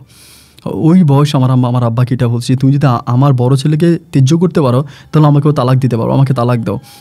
শুধু আমার আম্মার মুখের দিকে তাকিয়ে তখন আমার বাবা আমাকে ঘরে ঢুকতে দিল। আমি তখন ঘরে ঢুকলাম। ঢোকার পরে পারিবারিক অবস্থা তখন ভাই এতটাই খারাপ, আমি সারাক্ষণ কান্নাকাটি করি, খাই না, ঘুমাই না, কেমন একটা পরিবেশের মধ্যে চলে গেলাম। আর এই বুকটার ভিতরে শুধু লুবনার জন্য কষ্ট হচ্ছে। লুবনার আবার ফেসবুকে, আমি লুবনার সাথে অ্যাড ছিলাম, ও কিন্তু ফেসবুকে কোনো ছবি আপলোড করতো না, ফেসবুকে তেমন কিছুই করতো না। এই যে ওর রঙিন জীবন নিয়ে ও ফেসবুকে কোনো কিছুই বলতো না। এবং এটা জানতাম যে ওর বাবার জন্য টাকা পাঠাইতো, ওদের বাড়িঘর আমি চিনতে পারি না যাওয়ার পরে, ওদের যেটুকু জায়গা ছিল পাশে জায়গা কিনছে, ফাউন্ডেশন করে বিল্ডিং করছে, এবং এত সুন্দর করে বিল্ডিং করছে যা প্রায় 50-60 লাখ টাকার মতো খরচ করছে। ওই সময় আমাদের বিল্ডিংয়ের চেয়েও, আমাদের বাসার চেয়েও ওদের বাসাটা আরও সুন্দর, এরকম অবস্থা। ওর বাবা লাক্সারি লাইফ লিড করে, ওর বোনকে অনেক ভালো একটা জায়গায় বিয়ে দিছে, খুব ভালো একটা অবস্থানের মধ্যে আছে। তো যাই হোক, যে চলে গেছে তার জন্য তো আফসোস করে লাভ নাই, ও তো আর আমার জীবনে ফিরবে না, বা ওর কথা বলেও লাভ নাই। এরকম কান্নাকাটি করি, বাজারে গিয়ে রাত বসে থাকি। এমন করতে করতে আমার ছোটো ভাই কিন্তু তখন বিয়ে করে। পরে আমার মা বাবা, আমার ছোটো ভাই, আমার বোন আমার আবারও বলে যে ভাইয়া তুমি বিয়ে করো। আমি বললাম যে না দেখ, তোরা আমার বিয়ে করাইস না, আমি বিয়ে করতে চাই না, আমার জীবনে আমি একটা আঘাত খাইছি, এরপরে আবার নতুন করে বিয়ে করা আমি এটা পারবো না। খুবভাবে আমি ওর পরিবারকে বলি, কিন্তু ওই পরিবারের নাসর বান্দা, আগে যেরকমভাবে আমাকে ধরেছে বিয়ে করাই লাগবে, একইভাবে এখনও বিয়ে করাই লাগবে, বিয়ে করা ছাড়া কোনো উপায় নেই, আমাকে বিয়ে করতেই হবে। তো এরপরে পরিবারের চাপে পড়ে বাধ্য হয়ে দেন আমি তখন আমার লাইফে দ্বিতীয় বিয়ে করি, যেটা করার সত্যিকার অর্থে আমার কোনো রকমের ইচ্ছা ছিল না। আমি সবসময় চেয়েছিলাম যে লুবনাই আমার জীবনে শেষ এবং লুবনার পরে আমার জীবনে আর কেউ কখনো না আসুক, আমি এটাই চাচ্ছিলাম। কিন্তু এরপরেও শুধু পরিবারের মুখের দিকে তাকে আমি তখন তৃতীয় বিয়ে করার জন্য প্রস্তুতি নিই। এবং আমাদের খুলনার শহরেরই একটা মেয়ে, নাম ছিল হচ্ছে রিপা আক্তার। ওই মেয়েটারও আগে বিয়ে শাদী হয় নাই, একটু শ্যামবরণ ছিল, অতটা সুন্দর ছিল না। তা ওই মেয়েটাকে তখন আমার পরিবার আমাকে বিয়ে করায়। তো বিয়ে করানোর পরে আমাদের বাসর হয়, আমি খুব ভালোভাবে মেয়েটার সাথে থাকতেছি, মানে কোনোভাবেই তার সাথে আমার মানে খারাপ কোনো কিছু না, মানে হাজব্যান্ড ওয়াইফের মতোই থাকতেছি। এরকম করে বছর যেতে না যেতে আমার রিপার ঘরে তখন আমার একটা মেয়ে সন্তান হয়। আমার খুবই কিউট একটা মেয়ে হয়। মেয়েটা হওয়ার পর আমি অত্যাধিক খুশি। 1 বছরের পরে এবং দ্বিতীয় বছরে আমার আরেকটা পুত্র সন্তান হয়, আমার একটা ছেলে হয়, একটা মেয়ে হয়। লুবনার সাথে আমার সংসারটা যখন প্রায় 3 বছরের কাছাকাছি, ওই মুহূর্তটাতে হঠাৎ করে একদিন আমি সবসময় কিন্তু লুবনার ফেসবুক চেক করতাম যে ও কোনো ছবি দেয় কিনা, কোনো স্ট্যাটাস দেয় কিনা। আজকে বহু বছর পরে লুবনা এমন একটা স্ট্যাটাস দিল যেটা দেখার পরে যে কারো চোখে পানি আসবে। মানে স্ট্যাটাসটা ছিল ঠিক এইরকম, ফেসবুকের ওয়ালে ও লিখলো যে ওকে আসলে কলকাতায় নিয়ে বিক্রি করে দেওয়া হয়েছে। ওকে যারা কলকাতার নায়িকা বানানোর জন্য বা ফিল্ম ইন্ডাস্ট্রিতে চান্স দেবে, এটা করবে ওইটা করবে বলে যারা নিয়ে গিয়েছিল, ওরা মূলত ওকে কলকাতায় বিক্রি করে দিয়েছে। এবং ও খুব খারাপ মানে কথাবার্তা বলছে, আমার সব কিছু মনে নাই, তবে খুব কঠিনভাবে কথাগুলো লেখা, খুব কঠিনভাবে। এটা পড়ে আমি সেদিন রাতে আর ঘুমোতে পারি না, মানে আমি অঝরে কান্না করছি। এবং কান্না করে ওর কমেন্ট বক্সে শুধু লিখলাম যে আমি নাহিদ, যদি পারো আমাকে একটা কল দিও, এলাকার যে সবার কাছে আমার কন্ট্যাক্ট নাম্বার আছে। এটা জাস্ট আমি ওর কমেন্ট বক্সে লিখলাম। লেখার ঠিক 2 দিন পরেই একদিন বিকেল প্রায় 2টার দিকে, আমি তখন আমাদের দোকানে বসে আছি খুলনা শহরে, আমার আব্বার একটা দোকান ছিল, ওটা আমাকে কল দেয়। তো ইন্ডিয়ান নাম্বার দেখে আমি বুঝে যাই যে এটা লুবনা হবে, যেহেতু ইন্ডিয়ান নাম্বার। তো কলটা আসার সাথে সাথে আমি বললাম, মানে আমাদের দোকানে যে লোক ছিল, কর্মচারী ছিল, ওরে বললাম যে এখানে তুই বস, আমি বাইরে থেকে আসতেছি। পরে বাইরের দিকে গিয়ে ওর কলটা রিসিভ করলাম। খুব কান্না করতেছে। এবং কান্না করতেছো কেন? কান্না করার তো কিছু নেই, কেন কান্না করতেছো? আমাকে বলে, নাহিদ আমি কি তোমাকে একটাবারের জন্য দেখতে পারি? আমি বললাম ভিডিও কল দাও, তাহলেও দেখতে পারবা। বলি ভিডিও কল না, আমি সরাসরি তোমাকে একটাবারের জন্য দেখতে চাই প্লিজ। আমি বললাম না লুবনা, আমি বিয়ে করছি, আমার 2টো সন্তান আছে, আমি আমার বউ নিয়ে অনেক খুশি, আমি অনেক সুখী, আমি তোমার সাথে দেখা করতে চাই না। ও কান্নাকাটি করে আমাকে বলে আমি একটাবার শুধু তোমার সাথে দেখা করতে চাই। সেদিন আমি ওর ফোন কেটে দিলাম। এরপর থেকে মাঝে মাঝে শুধু ফোন দেয় এবং একটা কথাই বলে যে আমি একবারের জন্য শুধু তোমার সাথে দেখা করতে চাই। যেহেতু তাকে আমি ভালোবেসে বিয়ে করেছি, তার প্রতি সে আমার প্রথম ভালোবাসা, সো তার প্রতি আমার একটা ইমোশন কাজ করে। সেই জায়গা থেকে আমি তখন বললাম ওকে ফাইন, ঠিক আছে, তাহলে তুমি ঢাকায় আসো। পরে ও ঢাকায় আসলো, একটা দিন ফিক্সড হলো। সেই দিন আমি তখন ঢাকায় গেলাম। আমার বউকে বললাম যে মামার বাসায় যাচ্ছি। এবং যাওয়ার পর ওর সাথে আমার একটা রেস্টুরেন্টে দেখা। রেস্টুরেন্টে অনেক মানুষ ছিল, অনেক কাস্টমার ছিল। আমি রেস্টুরেন্টে ঢোকা মাত্র আমার পা ঝরায় ধরে চিৎকার করে কাঁদতে শুরু করছে যে নাহিদ প্লিজ আমাকে ক্ষমা করে দাও। আমি তখন ওকে বসালাম, বসায় বললাম যে রেস্টুরেন্টে এত মানুষ, তুমি এত বড় মাপের একজন নায়িকা, তুমি আমার পা ধরে কান্না করতেছো। আমাকে বলে নাহিদ আমি তোমার পা ধরে আমার ভিতরের অনেকটা কষ্ট আমি দূর করতে পারছি। তো আমি বললাম যে তুমি কলকাতায় কি করো? বলে কলকাতার ওই খারাপ লোকটা আমাকে নিয়ে আসলে আমাকে খারাপ কাজ করায়, আমি খুব খারাপ অবস্থার মধ্যে আছি। কান্নাকাটি করে নিজের ভালোবাসার মানুষটা এইভাবে আছে, আসলে মানতে পারতেছিলাম না। একটা পর্যায়ে আমি বললাম তুই কলকাতা থেকে চলে আসো, আমি ঢাকাতে তোমাকে একটা বাসা ভাড়া করে দিই, তুমি এখানে থাকো। আমাকে বলে না আমি আসতে পারবো না, আমার অনেক সমস্যা হয়ে যাবে। আমি বললাম কিচ্ছু হবে না। একরকম জোর করে আমি তখন তাকে মানে ঢাকাতে একটা বাসা ভাড়া করে দিই। ঢাকাতে বাসা ভাড়া করে দিই এবং ঢাকাতে বাসা ভাড়া করে দেওয়ার পরে আমি ওর কাছে মাঝে মাঝে যাইতাম, যেটা সত্যি কথা, এবং আমার বউয়ের কাছে আমি থাকতাম। এরকম করতে করতে, কারণ ওকে তো আমি বিয়ে করছি, ওর সাথে তো আমার কোনো ছাড়াছাড়ি হয় নাই। মানে এরকম না যে আমাকে তালাক করে দিয়েছে, আমাকে ডিভোর্স করে দিয়েছে, বিষয়টা কিন্তু এরকম না। ও কিন্তু তখন আমার বউই ছিল। তোর কাছে যাইতাম আসতাম এমন করতে করতে আমার যে বউ ছিল রিপা কিছুটা বিষয় ডাউট করে ফেলে যে আমি ঢাকায় কোনো নারীর কাছে যাচ্ছি, ঢাকায় গিয়ে মাঝে মাঝে থাকতেছি।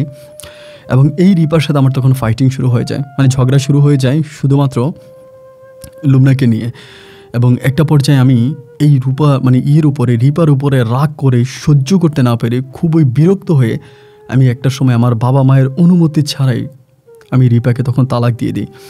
তালাকটা দিয়ে দিই। অনেকেই হয়তো বলবে যে আপন মানে আপনার নাহিদ ভাই আপনি এটা কেন করলেন? আসলে ওই পরিস্থিতি আমার এতটাই ভয়ানক ছিল যে আমার হয় লুবনাকে ছাড়তে হবে, না হয় রিপাকে ছাড়তে হবে। আমি দুজনকে নিয়ে আমি থাকতে পারবো না। তো আমার কাছে মনে হলো আমি লুবনাকে ছেড়ে দিলে লুবনা আবার সে খারাপ পথে চলে যাবে, ওর জীবনটা নষ্ট হয়ে যাবে।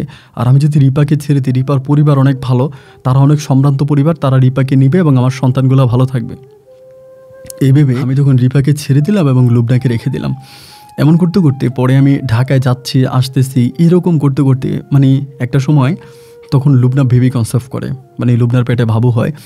এবং কিছুদিন পরে আলহামদুলিল্লাহ লুবনার ঘরে একটা মেয়ে সন্তান হয়। আর রিপাকে ছেড়ে দেওয়ার পর আমার পরিবার কিন্তু আর আমার সাথে ভালো নাই, মানে টোটালি ভালো নাই, আবারও আগের মতো হয়ে গেছে। যেমনটা আমার লুবনাকে বিয়ে করার পরে যেরকম হয়েছে ঠিক সেরকম। তো এরপরও আমি বাবার ব্যবসা বাণিজ্য টুকিটাকি দেখাশোনা করতাম। এরকম করতে করতে আমি আমার মেয়েটা হওয়ার পর আমি একটু বেশি বেশি ঢাকা থাকতে শুরু করি। এবং একটা পর্যায়ে আমার ছোটো ভাইয়ের সাথে আমার পারিবারিক একটু ঝামেলা হয়, ওইটা নাই বলি, যে কোনো একটা বিষয় নিয়ে ঝামেলা হয়। ঝামেলার পরে আমার বাবা আমার ছোটো ভাইয়ের সাপোর্ট নিয়ে আমার গায়ে হাত তোলে। ছোটো ভাইয়ের সাপোর্ট নিয়ে আমার ছোটো ভাই কিন্তু অন্যায় করে, এরপর আমার আব্বা অন্যায়ের বিচার তো করলোই না, উল্টা আমার গায়ে হাত তুললো। বাবার উপর রাগ করে তখন আমি পুনরায় আবারও ঢাকায় চলে আসি। আগে যেরকম লুবনার সাথে ঢাকায় ছিলাম সেম একইভাবে ঘর ভাড়া করে লুবনার সাথে ঢাকায় থাকতে শুরু করি।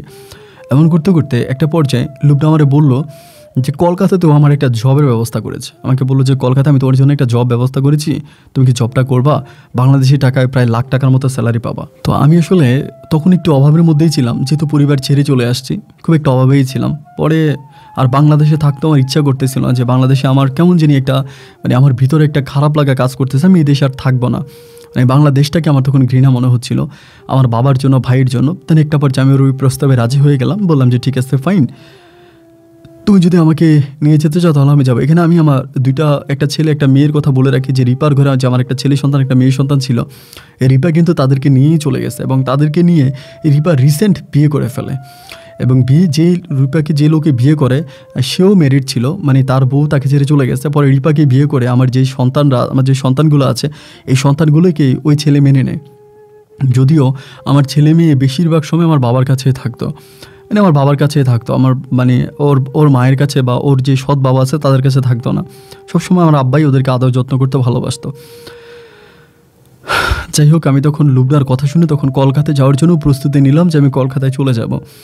এবং কলকাতায় যাওয়ার পরে কলকাতা সিটির মধ্যেই থাকি, সেখানেই লুবনা তখন আমার জন্য যে জবটা অ্যারেঞ্জ করে আমি তখন ওই জবে জয়েন করি।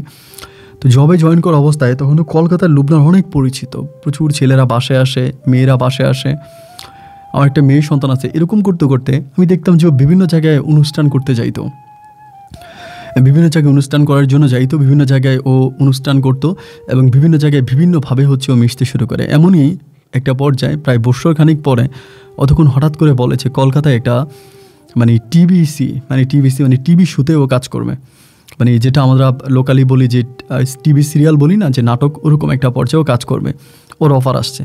পর আমি বললাম যে এগুলোর প্রয়োজন নাই। তারপরে আমি যেহেতু ভাবলাম যে আমি যেহেতু দেশে আছি তাহলে কিছু হবে না, যেহেতু আমি দেশে আছি, তা আমি তখন তার অনুমতি দিলাম ওটাতে কাজ করার জন্য।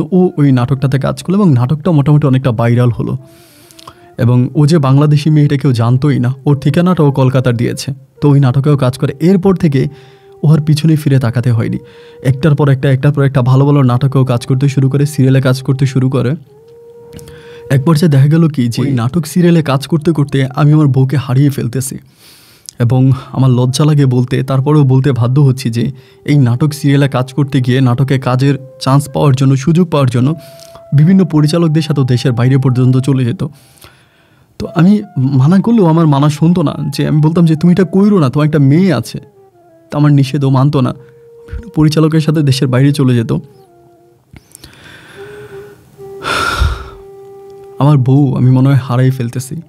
তখন আমার বারবার রিপার কথা মনে হচ্ছে যে আমি কেন রিপাকে ছেড়ে দিলাম, আমি কী কারণে রিপাকে ছাড়লাম। রিপার তো কোনো অন্যায় ছিল না, কোনো অপরাধ ছিল না। ও আমার একটা পুত্র সন্তান, একটা কন্যা সন্তানের মা ছিল। হয়তো দেখতে একটু শ্যামবরণ ছিল, খুব বেশি একটা সুন্দর ছিল না, কিন্তু ওর মনটা তো অনেক ভালো ছিল। আমি কেন ওকে ছেড়ে দিলাম? রিপার জন্য তখন আমার ভিতরে পৃথিবী পরিমাণ কষ্ট জমা।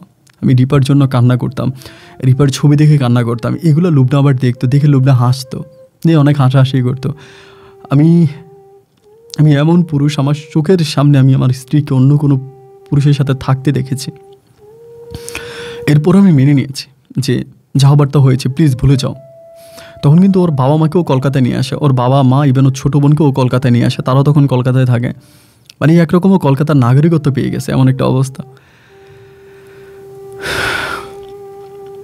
আমি চিন্তা করলাম যে সব কিছু থেকে আমি আমার বউকে নিয়ে যাব, মানে এই সব কিছু থেকে আমি লুবনাকে নিয়ে যাব, এবং লুবনা যাতে আর কলকাতা আসতে না পারে আমি কী করতে পারি, মানে কী করলে আমি সব কিছু থেকে ওকে এখান থেকে নিয়ে যেতে পারবো। তখন আমি চিন্তা করলাম, ও যেহেতু ওর একটা পরিচিতি আছে, ও একজন টিভি নাট্যকার, সবাই ওকে চিনে, একটা ভালো পরিচিতি আছে, এই জন্য আমি তখন একটা পথ বেছে নিলাম। এই পথটা ছিল ঠিক এরকম, আমরা যে স্বামী স্ত্রীর সম্পর্ক করতাম, একদিন আমাকে বললাম যে আমরা ঘরের বাতি বন্ধ করব না, আমি তোমার সাথে স্বামী স্ত্রীর সম্পর্ক করবো। কিন্তু সেদিন আমি আসলে আমাদের এই ক্যামেরায় আমি আমাদের এই স্বামী স্ত্রীর যে গোপন সম্পর্কের ভিডিওগুলো আমি ভিডিও করি আর কি। এক কথা, ওর সাথে আমার স্বামী স্ত্রীর সম্পর্কের দৃশ্যটা আমি তখন ভিডিও করি, এবং প্রায় 9 মিনিটের একটা ভিডিও হয়, এবং ভিডিওটাও খুব এইচডি, খুব ক্লিয়ার। আমি ক্যামেরা লুকিয়ে রেখে ভিডিওটা করি। তো আমার ইচ্ছা ছিল যে ভিডিওটা আমি এই কারণেই করছি যে আমি ওকে এই ভিডিওটা দিয়ে ব্ল্যাকমেল করবে, এবং আমি ওকে নিয়ে চলে যাব কলকাতা থেকে, আমি আর ওকে নিয়ে থাকবো না, এরকম একটা পরিকল্পনা। যে ভিডিও দেখলে বলবে যে ঠিক আছে, আমার কথা শুনবে, আমার সাথে চলে আসবে। মানে বারবার বলতেছিলাম যে তুমি চলে আসো, তুমি এখানে থাইকো না। কিন্তু ভাই ও আমার কথা শুনলো না। না শোনার পরে আমি একদিন ওরে বিকেলবেলা ডাইকা বললাম যে ও কিন্তু এর 2 দিন পরে সিঙ্গাপুরে যাইতো যে কোনো একজন পরিচালকের সাথে। আমি বললাম যে লুবনা, এবার যদি তুমি কোনো পরিচালকের সাথে দেশের বাইরে যাও, বা এবার যদি আমি তোমার কোনো অশ্লীল দৃশ্য দেখতে পাই, তবে আমি তোমার কেরিয়ার শেষ করে দিব। আমাকে বলতেছে তুমি আমার কেরিয়ার কীভাবে শেষ করবা? আমি তখন ভিডিওর একটা কপি ওকে দেখাইলাম যে আমি এই ভিডিওটা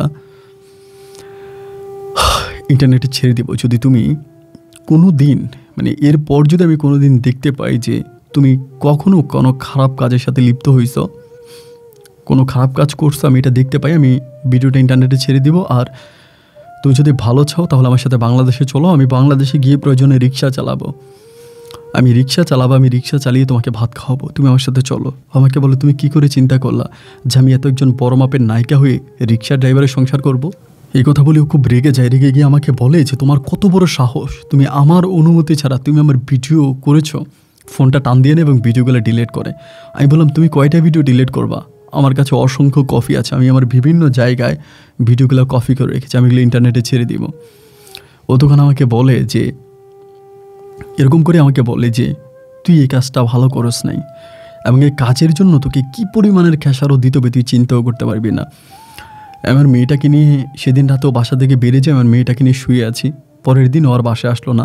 আমি ভাবছি ও মনে হয় সিঙ্গাপুরে চলে গেছে। 2 দিন পরেই রাত্র 10:30টার দিকেও তখন বাসে আসছে।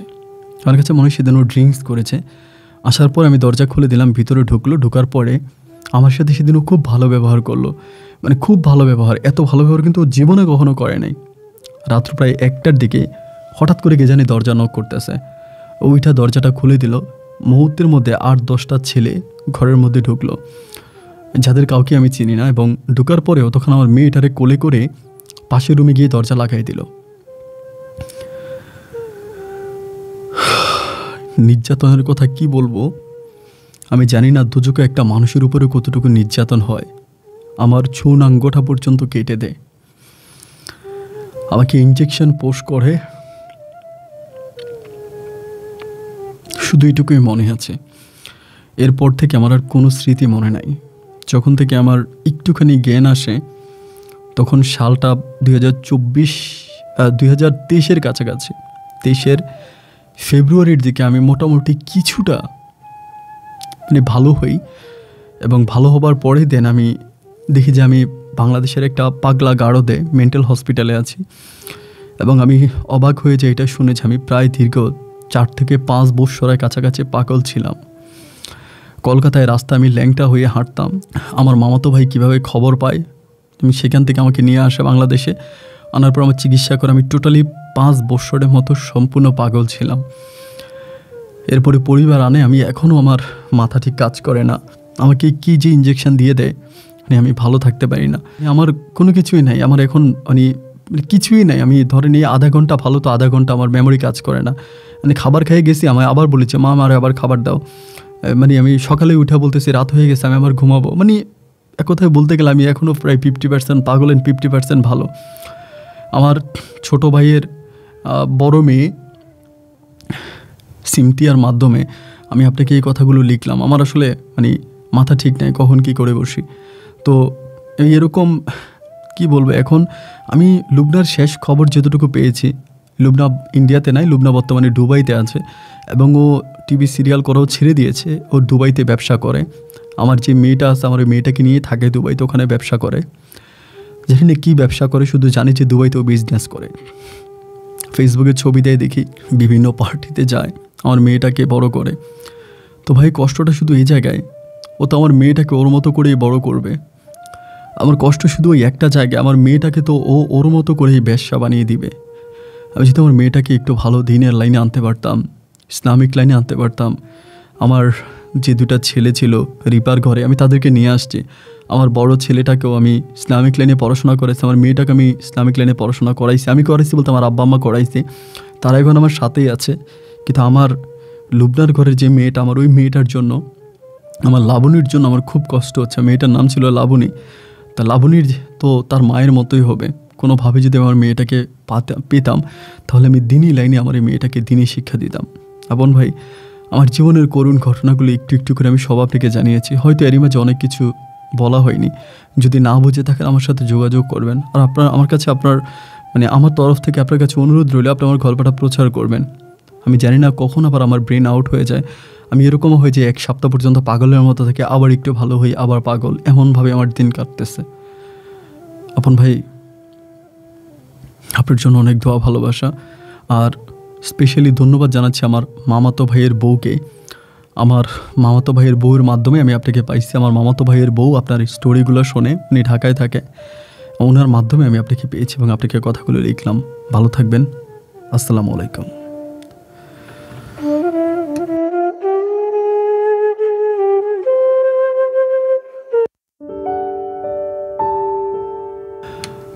আমি যে আপনাদেরকে বলি, জীবনের বাস্তবতা হার মানিয়ে দেয় গল্প, সিনেমা, রূপকথা।